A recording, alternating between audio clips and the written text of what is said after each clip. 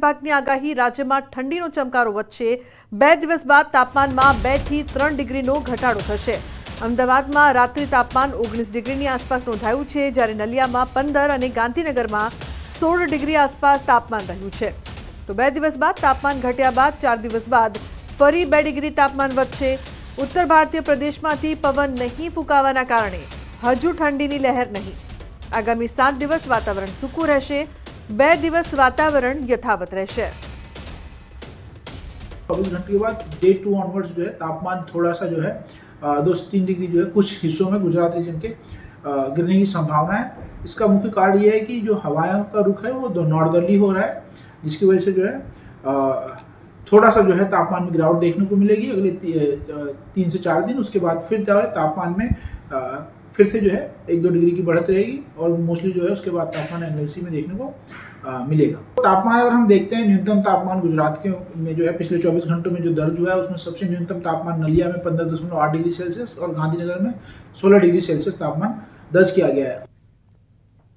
तो गीर सोमनाथनी कोડીનાર માર્કેટિંગ યાર્ડમાં ફરી ખેડૂતોનો હોબાળો જોવા મળી રહ્યો છે। રોષે ભરાયેલા ખેડૂતોએ માર્કેટિંગ યાર્ડમાં હરાજી કરાવી બંધ। મગફળી સહિતના પાકના યોગ્ય ભાવ ન મળતા હોવાથી હોબાળો, તો પોષણક્ષમ ભાવ ન મળતા ખેડૂતોએ હરાજી બંધ કરાવી રોષ ઠાલવ્યો છે। શનિવારે પણ ખેડૂતોએ યાર્ડમાં હરાજી કરાવી હતી બંધ।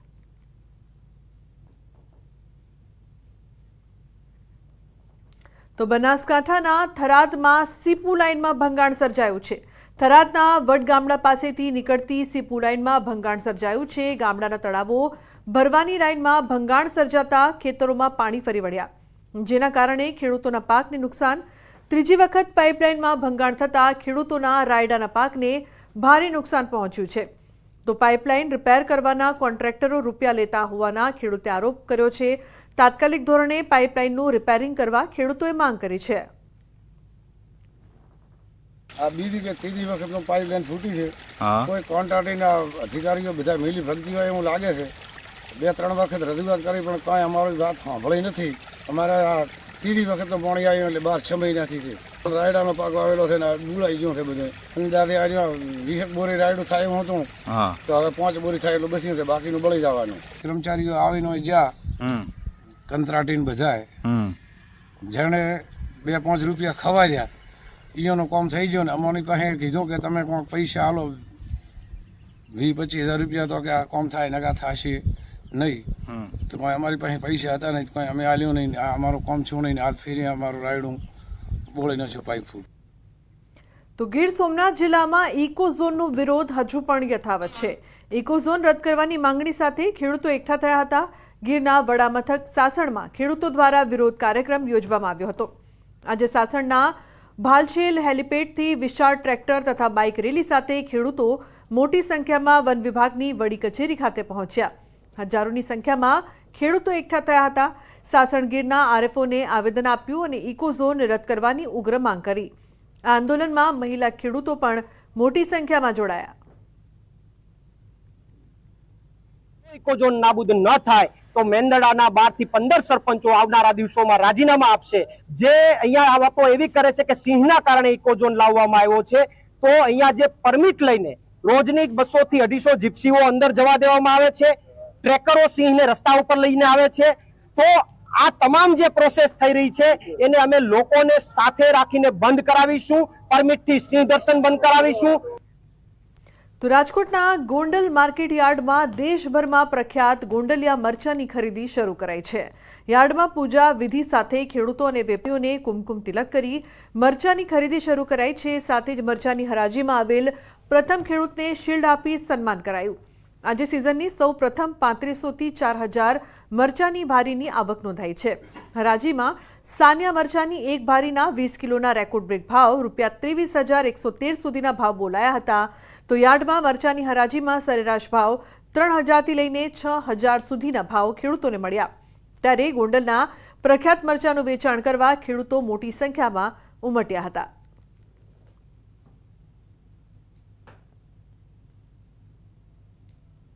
ગોંડલ માર્કેટિંગ યાર્ડમાં સમગ્ર ભારતની અંદર ગોંડલ માર્કેટિંગ યાર્ડ જેનાથી ફેમસ છે એ ગોંડલિયા મરચાની આજથી શરૂઆત કરવામાં આવી હતી। આજે 3504,000 ભારીની ગોંડલ માર્કેટિંગ યાર્ડમાં આવક થઈ હતી. તો જમ્મુ કાશ્મીરમાં થતા કેસરનું રાજકોટમાં થઈ રહ્યું છે ઉત્પાદન. સાંભળીને નવાઈ લાગશે, પણ રાજકોટના એક ઉદ્યોગપતિએ પોતાની સૂઝબૂઝ અને મહેનતથી રાજકોટમાં કેસરની ખેતી કરી છે અને તેમાં સફળતા પણ મેળવી છે. નિવૃત્તિની ઉંમરે 72 વર્ષના શિવલાલભાઈ ભંડેરી કાશ્મીરમાં ઉગતા કેસરને રાજકોટમાં ઉગાડતા થયા છે. ઇમિટેશનના ઉદ્યોગ સાથે જોડાયેલા શિવલાલભાઈને કંઈક નવું કરવાનો વિચાર આવ્યો અને તેમણે કેસરની ખેતી કરવાનું નક્કી કર્યું. આ માટે તેઓ જમ્મુ કાશ્મીર ગયા અને 1 વર્ષ સુધી અલગ અલગ વિસ્તારમાં કેસરની ખેતી કેવી રીતે થાય તેની માહિતી એકત્રિત કરી. રાજકોટમાં ખૂબ જ ગરમી પડે છે, ત્યારે શિવલાલભાઈએ 25 લાખના ખર્ચે કોલ્ડ સ્ટોરેજ બનાવ્યો છે.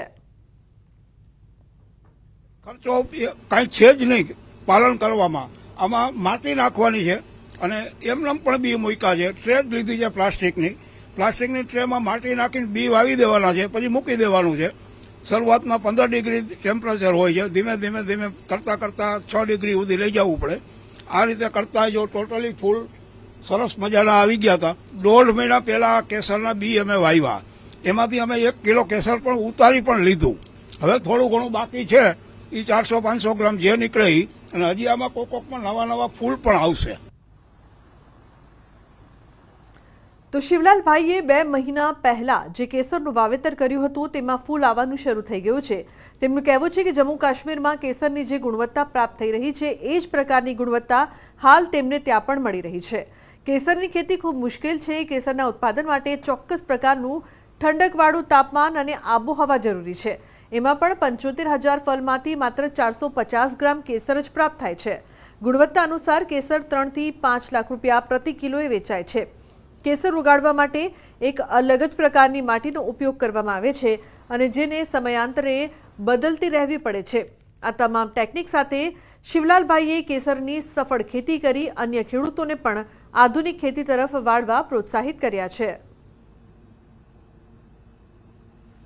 લાઇટ બિલ 10,000 રૂપિયા આવે છે. બાકી કોઈ જાતનો કોઈ માણસ નથી જોતા, કાંઈ નથી જોતો, કોઈ જાતનો ખર્ચ નથી. સિંગલ માણસ આને હેન્ડલ કરી શકે. ઇવન લેડીઝ પણ આને હેન્ડલ કરી શકે. તો ડાંગ જિલ્લાના આહવા તાલુકામાં કોઝવે જર્જરિત હાલતમાં જોવા મળી રહ્યા છે. બોરખલથી પાંડવા ગામ સુધીના રસ્તા પર આવતા કોઝવે ઘણા સમયથી જર્જરિત હાલતમાં છે. કુલ 9માંથી 6 કોઝવે જર્જરિત હાલતમાં છે, જેના કારણે વાહન ચાલકોને ભારે હાલાકીનો સામનો કરવો પડી રહ્યો છે. કોઝવેના સળિયા બહાર દેખાઈ રહ્યા છે. લોકોમાં અકસ્માતનો ભય ફેલાયો છે. સ્થાનિકોએ વહેલી તકે કોઝવેનું સમારકામ કરવા તંત્ર પાસે માંગ કરી છે. ડાંગ જિલ્લાના આહવા તાલુકામાં આવેલ બોરખલ ગામથી પાંડવા ગામ સુધીનો રસ્તો પરના આવતા કોઝવે ઘણા વર્ષોથી ખરાબ તૂટેલી ફૂટેલી હાલતમાં જોવા મળી રહ્યા છે. બોરખલથી પાંડવા ગામ સુધીના રસ્તા પર 9 કોઝવે આવે છે, જેમાં 6 કોઝવેની પરિસ્થિતિ એટલી દયનીય થવા પામી છે કે વાહન ચાલકોની કમર તોડી નાખે છે. વહીવટીતંત્ર દ્વારા કોઝવેનું સમારકામ હાથ ધરવામાં આવે અને સ્થાનિક અંતરિયાળ વિસ્તારના નાગરિકોને સમસ્યામાંથી છુટકારો મળે તે જરૂરી બનવા પામ્યું છે. દિનકર બંગાળ, ન્યૂઝ 18 ગુજરાતી, ડાંગ. તો રાજકોટના ધોરાજીમાં લાંબા અંતરની ટ્રેનનું સ્ટોપ આપવા માંગ ઉઠી છે. ધોરાજી રેલવે સ્ટેશનથી અન્ય મોટા શહેરો કે રાજ્યોમાં જવા માટે એક પણ ટ્રેન નથી. લાંબા અંતરની મુસાફરી માટે લોકોને રાજકોટ જવું પડે છે, જેના કારણે અહીંના લોકોને બહાર આવવા જવામાં ભારે હાલાકી થઈ રહી છે. અહીં રેલવે સ્ટેશન પર 2 પ્લેટફોર્મ છે, જો કે ફૂટ ઓવરબ્રિજ ન હોવાથી મુસાફરો પાટા ઓળંગીને બીજા પ્લેટફોર્મ પર જવા મજબૂર છે. એમાં પણ વડીલોને ભારે મુશ્કેલી થાય છે. ત્યારે ફૂટ ઓવરબ્રિજ બનાવવા અને લાંબા અંતરની પેસેન્જર ટ્રેનની સુવિધા આપવાની સ્થાનિકોની માંગ છે. આટલા ટ્રેક, આટલી સગવડતા, આટલી ઇલેક્ટ્રિશિયન કરેલું છે, જ્યાં એવે વખતે ટ્રેનોની ખરેખર ખૂબ જ જરૂરિયાત છે. એવે વખતે અહીંયા રેલવે સાંતાગાતી જેવું, જ્યાં ધોરાજીનું મહત્વ સ્થળ છે, સાંતાગાતી જેવી ટ્રેન કલકત્તા જતી હોય, આઉટ ઓફ રાજ્યની એક પણ ટ્રેન અહીંથી નથી, ત્યારે સાંતાગાતીનું સ્ટોપ ધોરાજીમાં આપવા ખાસ વિનંતી છે. કારણ કે એમાં 1, 2, 3 મિનિટનો ભલે સ્ટોપ આપે, પણ તેમ છતાં ધોરાજીની જનતાને એક સુવિધા મળે. અમે અહીંયા ધોરાજીથી ક્યાંય લાંબી ટ્રેન જવું હોય, હરદુવાર છે, દિલ્હી છે કે કોઈ બી જગ્યાએ જવું હોય તો અમને અહીંથી સગવડતા પૂરી મળતી નથી. એટલે અમારે ટ્રાવેલ્સમાં રાજકોટ લગન જવું પડે છે.